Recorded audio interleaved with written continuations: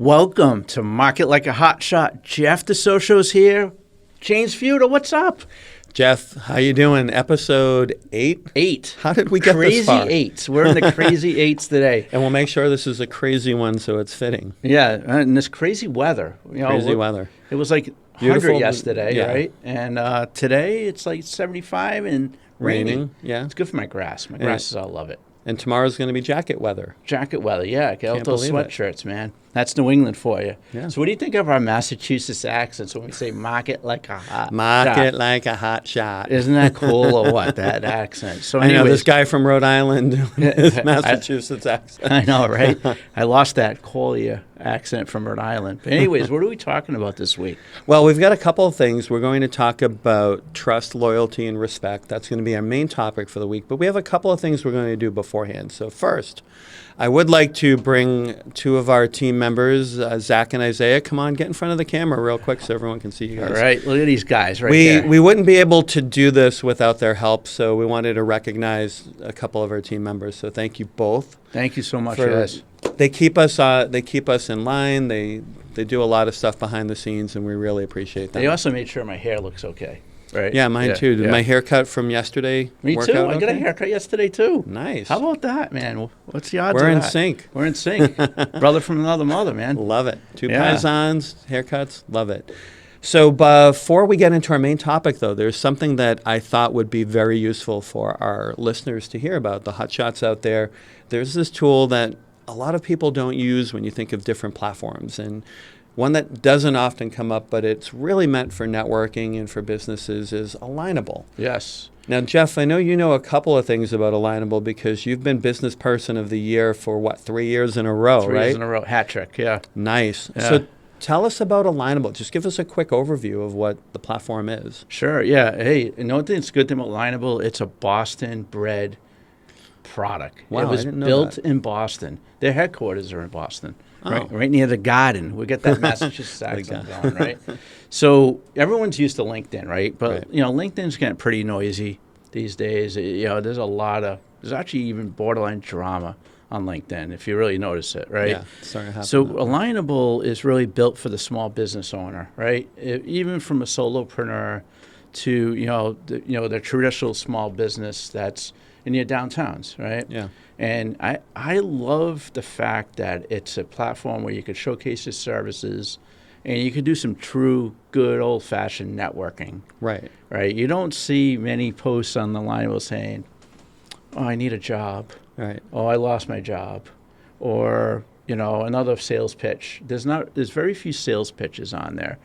I noticed that there's a lot of you may introduce a product or service, but a lot of educational discussions, kind of like a cleaner version of Reddit.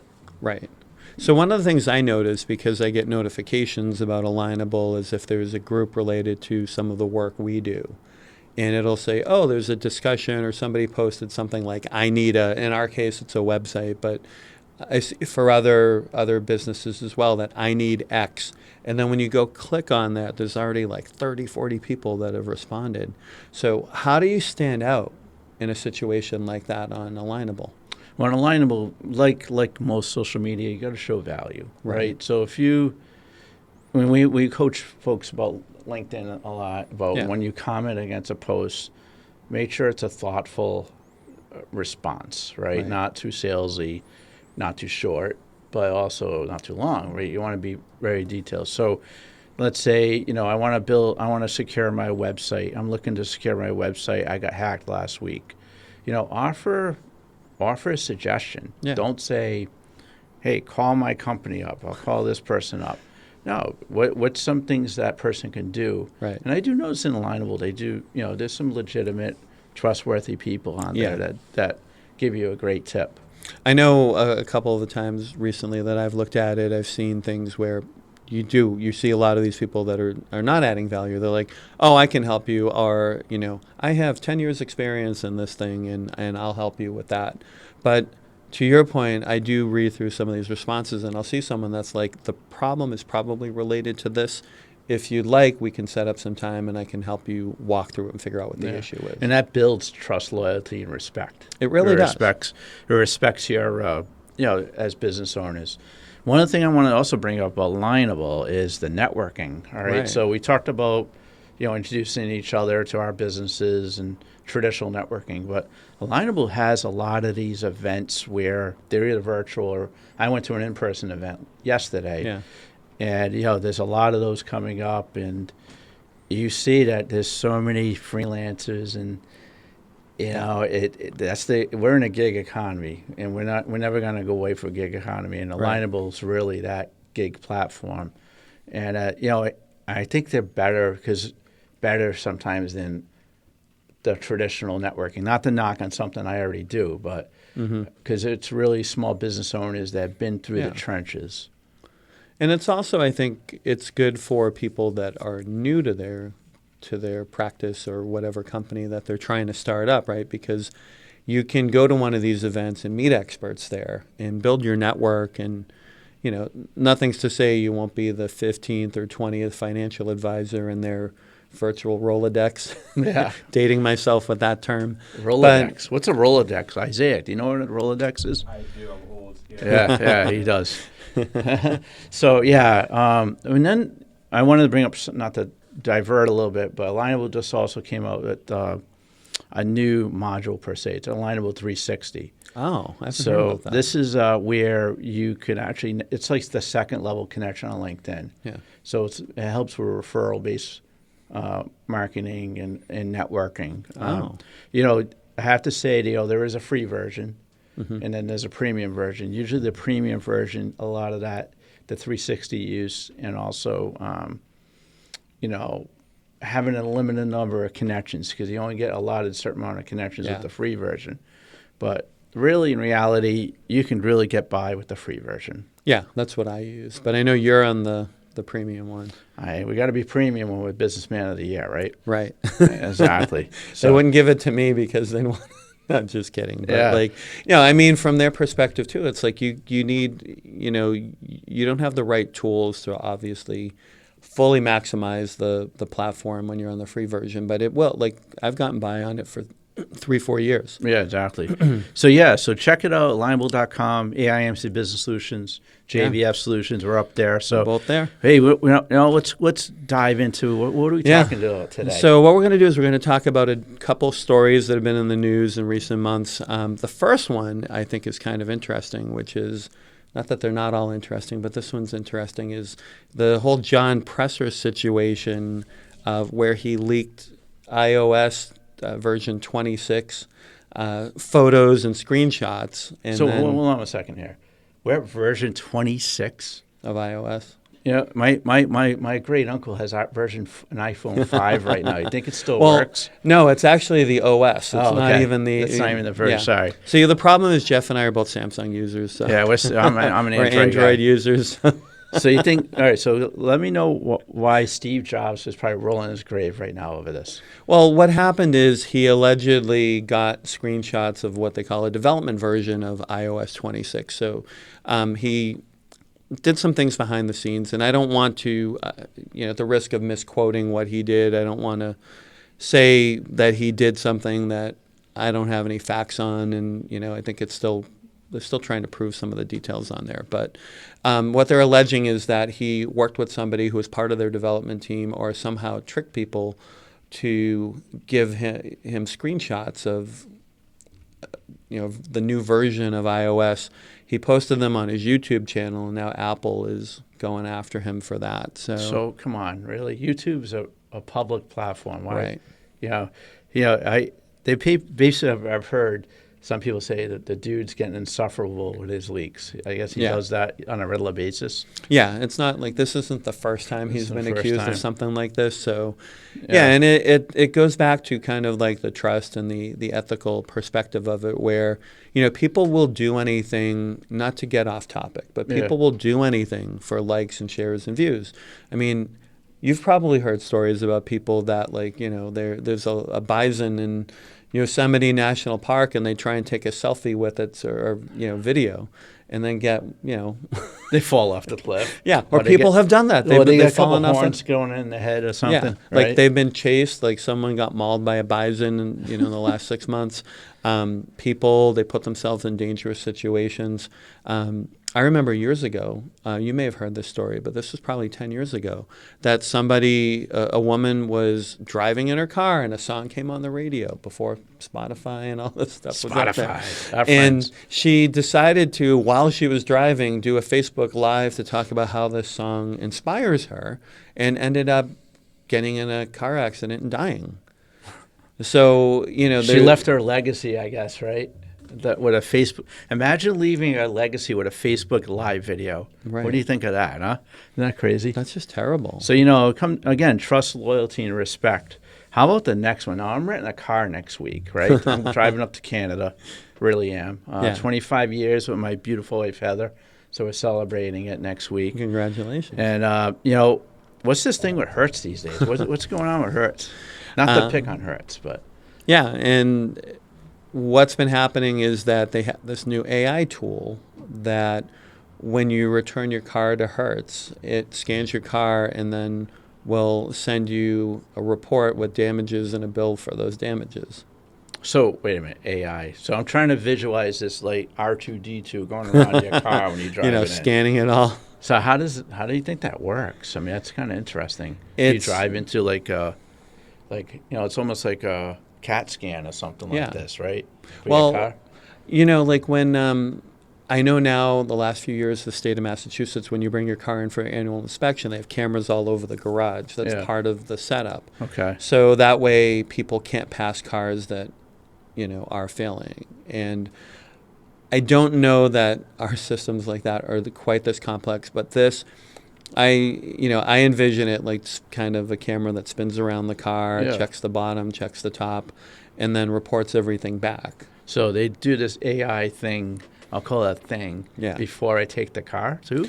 I don't know if they do it before they take the car. It's actually really They good. probably should. What do you think? And then give you the before and after videos. Exactly. I mean, what's right to the president of Hertz? What do you think, huh? I think, but you know what's funny? You know how you can avoid all of this stuff probably? Is you pay like the $20 for the insurance that they give you. And it's funny. I remember the last time I rented a car, they're like, if you get this, then you just have to return the steering wheel. Oh, really? Well, yeah. Should I try this with the car? Yeah, I've been dying to see if you could test that. But I haven't read all the fine print on it, but, scratches, dents, little things like that, if you get the insurance waiver. Yeah. I believe it does protect you. But it's funny. You might remember the show Fresh Prince of Bel-Air. Oh, yeah. There was an episode where Will Smith and Carlton Banks, played by Alfonso Ribeira, right?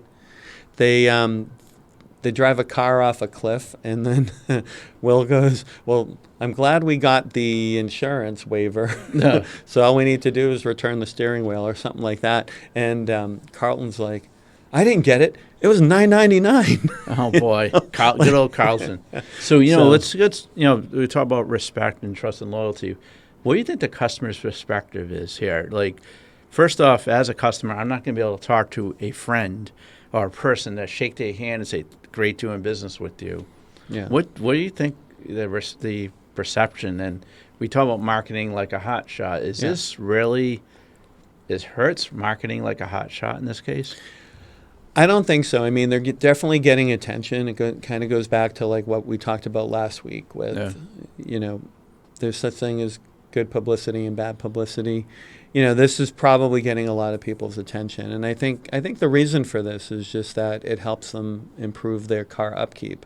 But they're looking at it from their perspective. And also probably lay off a few employees. Yeah.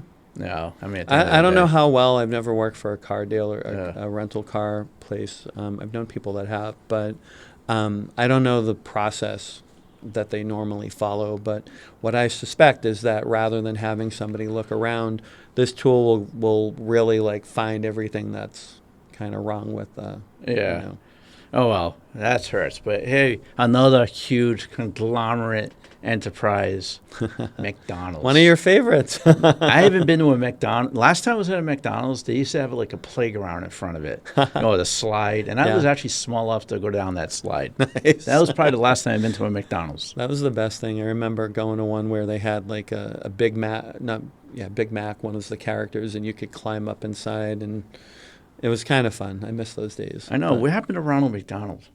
Yeah. Is he still around?